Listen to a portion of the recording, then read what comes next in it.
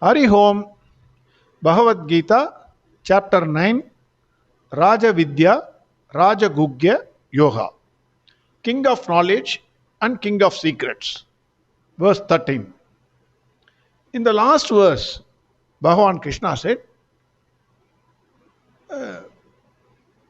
Moha, that is this Mogini nature, how it enters the heart of the people, deludes them, make them carry out the illegal actions, corrupt the knowledge, and spoils the discriminative intellect. Make the person a Rakshasa and a Asura. All is because of moha, delusion. Yesterday we saw mostly people will fall for three W's. That is wine, women, and wealth. These are the three W's. To be very, very careful. Man has to be very, very careful on these things. Ravana is an example for women. But for wealth, we can take the example of Duryodhana. Again, because of delusion, he tried to kill his own brothers, the Pandavas. He adopted several methods to cheat them. All actions because of moha.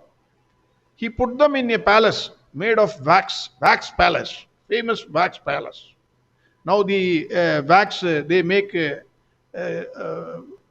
important person's wax museum is there. Similarly, he made a full of wax a palace and put fire to them. Somehow Pandavas escaped. All for this, all for what? Just to capture the kingdom illegally, that which belonged to the other.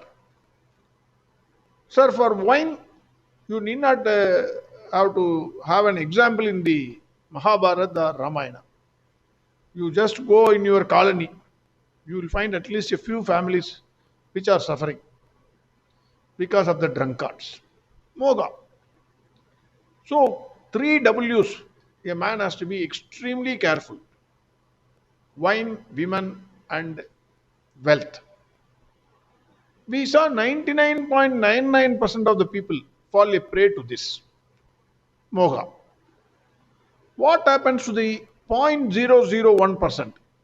Who are they and what they pursue? That is what Bhagwan Krishna says in verse 13.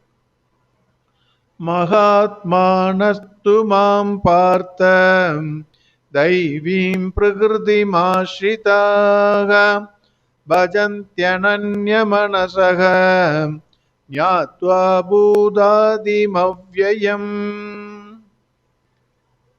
In verse 12, Bhagavan Krishna explained the deceitful nature of Mogini Prakriti, how it deceives the people, even intelligent people. It is not that you have to be an idiot or a fool. It will make the intelligent people idiot, like TV. TV is called idiot box, but actually it is not idiot. It makes all of them who are viewing continuously. They go on watching cricket or the news debates, etc., etc., etc., continuously, 24 hours. It makes you an idiot. But TV is called idiot box. Similarly, this Mogini Prakriti, it is not you have to be an idiot. You may be the most intelligent chap in this world, but somehow she will deceive you and make you a fool. She will make you a Rakshasa and a Asura. That is what Bhagavan explained in verse 12.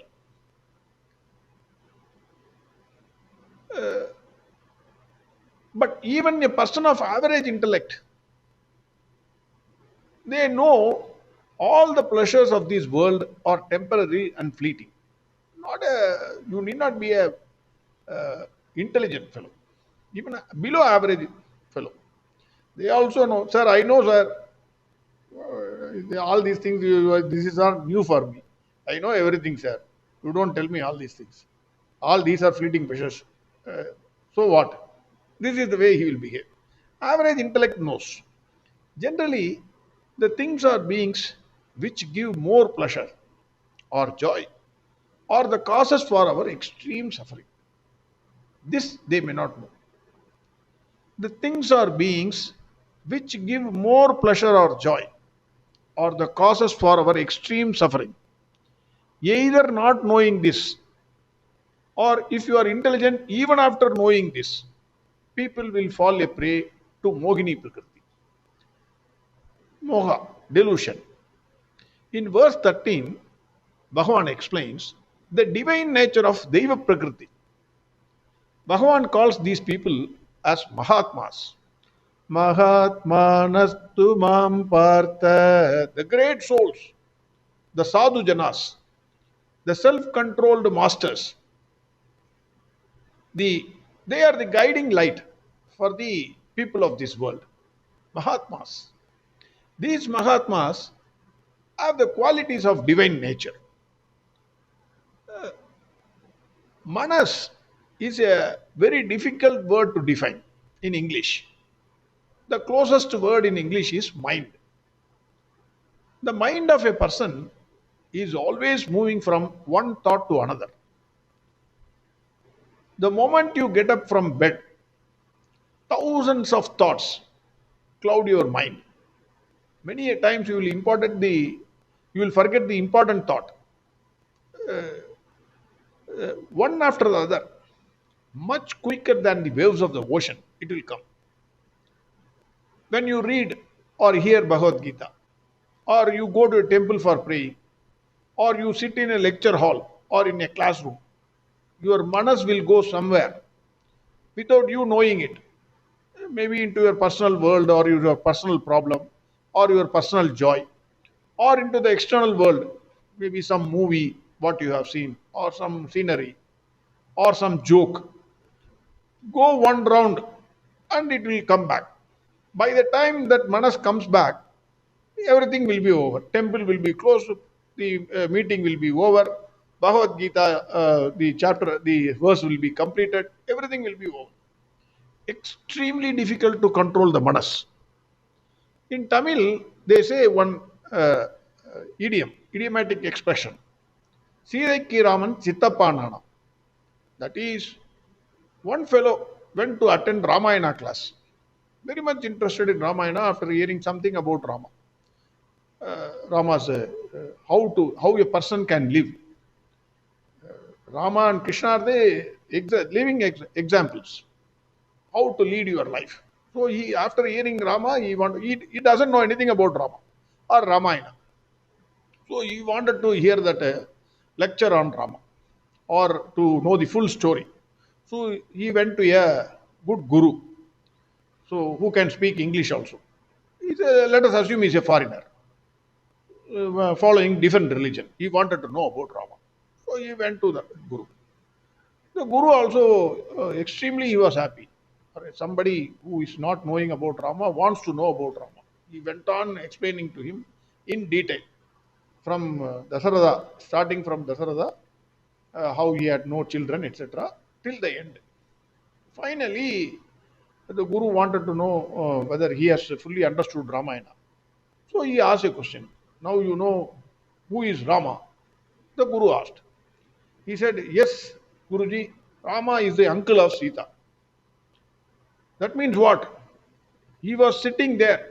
He was looking into the eyes of the Guru without winking his eyes. But when he was sitting there, physically present, mentally absent. His mind went on a tour, world tour, and came back. So whatever time the Guru spent on this fellow is a waste. That is the mind. Mind, you cannot control the mind. That is what Bhagavan said in chapter 6, verses 34 and 35.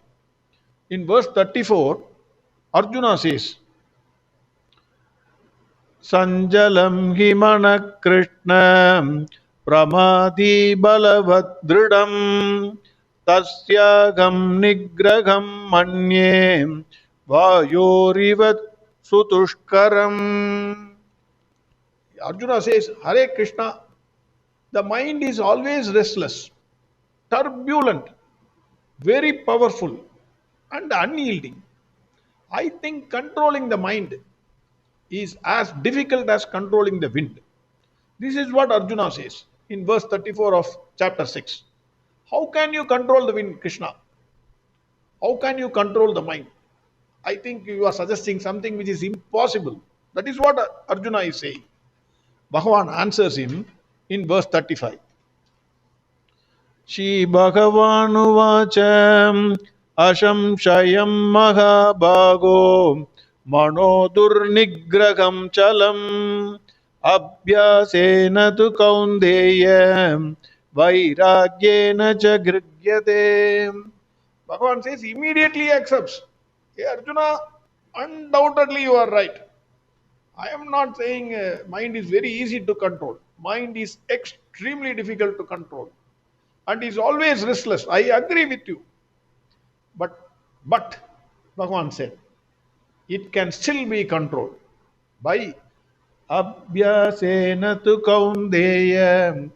By practice. You have to practice. And by observing vairagya. Abhyasena tu kaundeya vairagyena cha grigyate.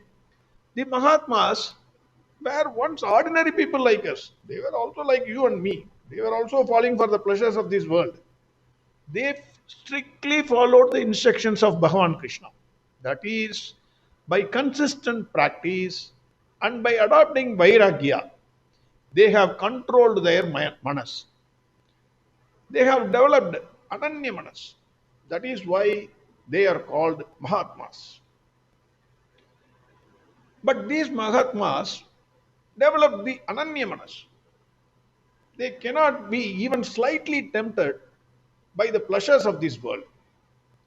They are not subject to these three W's. What I said, WWW, wine, women, and wealth. Their mind will not dance to the tune of the worldly enjoyments. Whatever comes, whatever pleasures the world offers, they will reject them. Their manas is fully controlled, unshaking, and strong. That is why they are Mahatmas. Why their mind will not dance to the pleasures of this world? When it dances for all of us, why it will not dance for them? Because they are also human beings. Because Jnatva, that is what Bhagavan says. Bhajantyananya manasaha Jnatva buddhadimavyayam. Jnatva, they know what they know. A Mahatma knows the pleasures of this world are only a trick to make him fall into the trap and try to make him a Rakshasa or a Asura. These pleasures are not permanent. They know this. They are only temporary. The very same pleasures will turn into dangerous pits of sorrows. This also they know. Knowing this, Mahatmas have developed strong Vairagya. How they developed this Vairagya? That is what Bhagavan says, Bhudadi Mavyayam. We have already seen the definition of Adi Bhuta. That is, all perishable things are called Adi Bhuta. Adi Bhuta. Then, what is Avyayam? Avyayam is imperishable Brahman. That is Avyayam. Mahatmas know the difference between the perishable and imperishable, permanent and impermanent, real and unreal, Sat and Asat. They know the difference. Having known this, they have developed a strong Vairagya. Vairagya is on what? Bhajanti Mam. That is what? Bhajantananya manasaga. They seek Mam. That is, they seek me. That is Bhagwan Krishna. They know Bhagwan Krishna is the imperishable Brahman. They know he is the source of all the pleasures of this world. They leave the sorrows of this world and hold on to the feet of Bhagwan Krishna. Bhajantananyam, bhajantema. That is, they seek only Bhagwan Krishna. All the other pleasures are fleeting pleasures. They are pits of sorrows. They try to drag you and put you inside. They are the quicksand. Quicksand. You know the meaning of quicksand, I think. You get into a river like Kaveri, there will be, if you can swim, happily you will swim. There will be quicksand. It will pull you into it. Finish. No one can escape. Similarly, they know the pleasures of this world are quicksand. They are a trick. So they will not fall for it. They will happily catch hold of the feet of Bhagwan Krishna. A simple example we can see is, suppose you go to your doctor for stomach pain, 2 3 days, severe stomach pain. Doctor will examine you and ask, what did you have? Then you say, no, normal food only. No, no, you must have something. You just think and tell me. Yes, my doctor, 2 days back I went for a friend's marriage. I had a samosa with chenna. It was very tasty, so I had 2 or 3. Then doctor will say, this is the cause for your pain. So he prescribes a medicine. So then you take the medicine, stomach ache is over, everything is over. If you have suffered a severe stomach ache and gas trouble, then next time you go for a marriage, your friend will offer you, come on, you have this samosa, you will say, sorry, I don't want this. I will take only salad and curd rice. You will say, because you suffered very recently. But after some time, maybe after a few months or after next year, then your control will go for a toss. Immediately you will go to the counter of samosa and then have 1 or 2 again. Again the same thing is repeated. This is the temporary nature of our vairagya. Our vairagya is fleeting actually, but not for the Mahatmas. Mahatmas know the cause for all the problems of life. They know the pleasures of this world are actually the sorrows of this world. Knowing this fully well, Jnatva, they hold on to the permanent joy. That is the feet of Bhagwan Krishna, the imperishable Brahman. So that is what Bhagwan says in verse 13. Verse 13 again. Mahatmanastu mam partha daivim prakrtimashritah bhajantyananya manasaha jnatva buddhadim avyayam. Next verse we will see tomorrow. Arihom Sarvam Krishnarpanamastu. Narayana Narayana Narayana Narayana Narayana Narayana Narayana Narayana Narayana Narayana Narayana Narayana Narayana Narayana Narayana